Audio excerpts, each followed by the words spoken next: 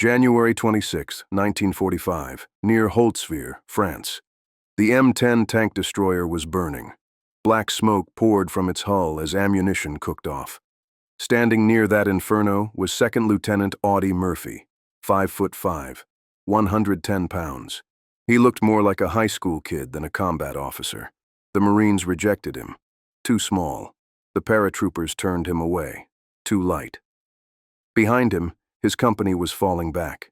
In front, over 200 German soldiers advanced backed by 6 panzers. His men were outnumbered and in danger of being overrun.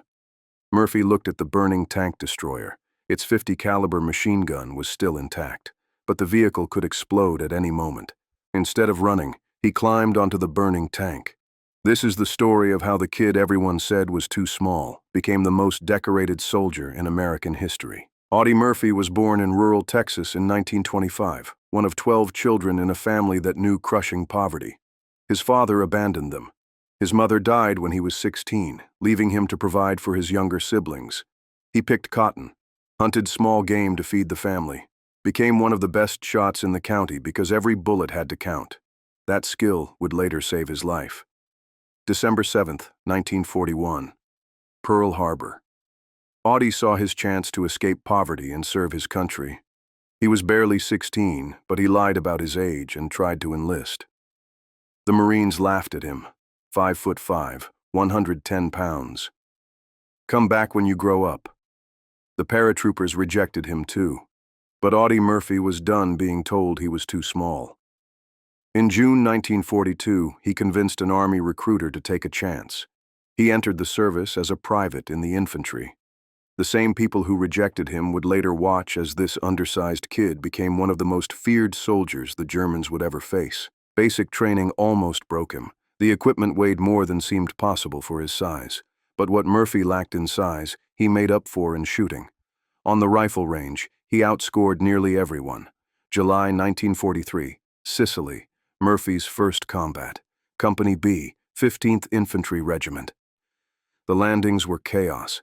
Men who had joked with him at breakfast were dead by lunch. Murphy killed his first enemy soldiers, 2 Italian officers who refused to surrender. It affected him deeply, but he learned that hesitation gets you killed. Italy was worse. The terrain was brutal. The Germans dug in. The winter of 1943 turned the mountains into frozen hell. Murphy's platoon leader was killed. Then his replacement. Murphy got promoted because everyone above him kept dying. He earned his first Bronze Star at Anzio, then a battlefield commission to second lieutenant. The baby-faced kid was now leading men into combat.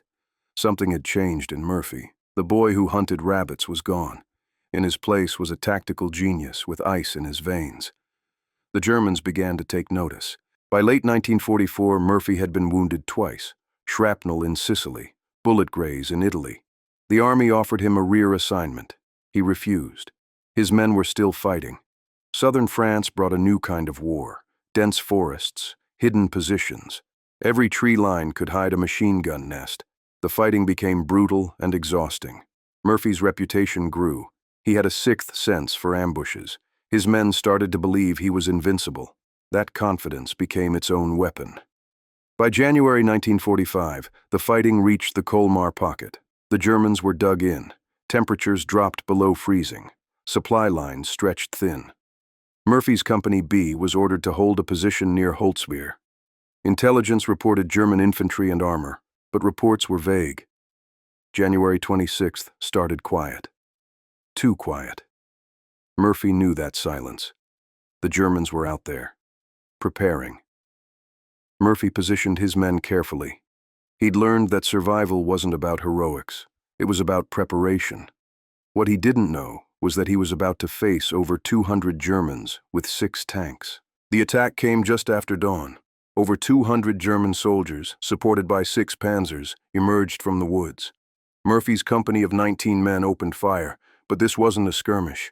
This was an annihilation attempt. Within minutes, the situation became desperate.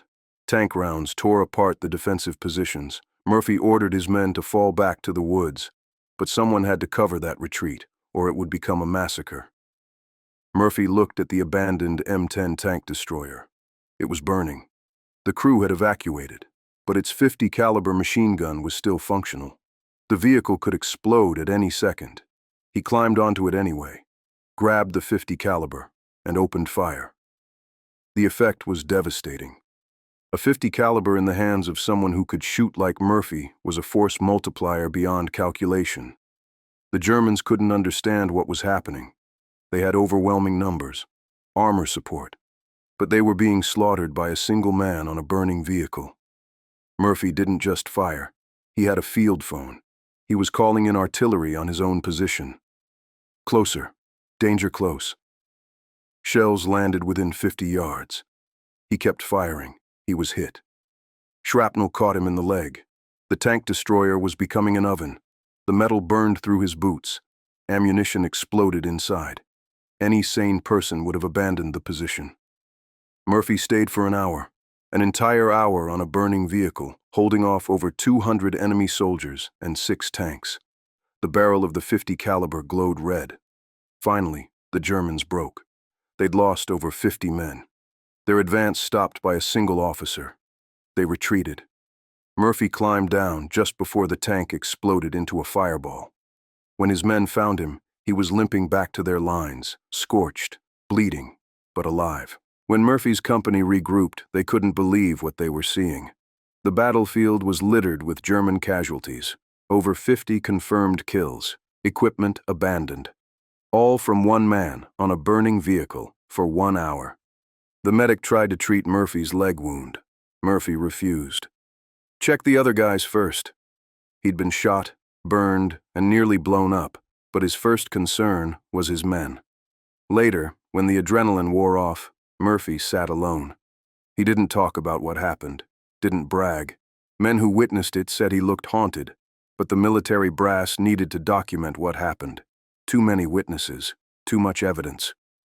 One officer, severely outnumbered, had single-handedly stopped a major German counterattack. On July 25, 1945, President Truman presented Audie Murphy with the Medal of Honor. But the Medal of Honor was just the beginning. By war's end, he'd earned every combat award for valor the United States could bestow. 33 awards and medals. France awarded him the Legion of Honor. Belgium gave him the Croix de Guerre, the most decorated American soldier of World War II. The kid the Marines said was too small. The war ended, but for Audie Murphy, the fighting never really stopped. He came home with post-traumatic stress disorder. Murphy had nightmares. Couldn't sleep without a loaded pistol under his pillow. Slept with the lights on. He struggled to adapt to civilian life. What do you do when you've spent 3 years in combat? How do you go back to normal? America loves a hero. Hollywood came calling. They wanted to make movies about the war, and who better to star than the most decorated soldier in American history? In 1955, Murphy starred in To Hell and Back, playing himself. The movie became a massive hit, holding the record as Universal Studios' highest-grossing film for 20 years. But Murphy never forgot what it was like to suffer in silence. He became one of the first major public figures to openly discuss PTSD. When mental health was stigmatized, Murphy went public. He lobbied Congress for better mental health care for veterans. His advocacy helped change how America treated combat veterans. Thousands of veterans got treatment because Audie Murphy had the courage to admit he was struggling. On May 28, 1971, Murphy died in a plane crash in Virginia. He was just 45. His funeral at Arlington was attended by thousands. Today, Murphy's grave at Arlington is one of the most visited. People leave coins and flags. Veterans salute. Children ask their parents who he was. Audie Murphy's legacy isn't just about that hour on a burning tank. It's about proving courage has nothing to do with size. It's about using fame to help others. It's about a kid from poverty who became a legend. The Marines said he was too small. Everyone underestimated him. And then he climbed onto a burning tank and reminded the world that heroes come in all sizes.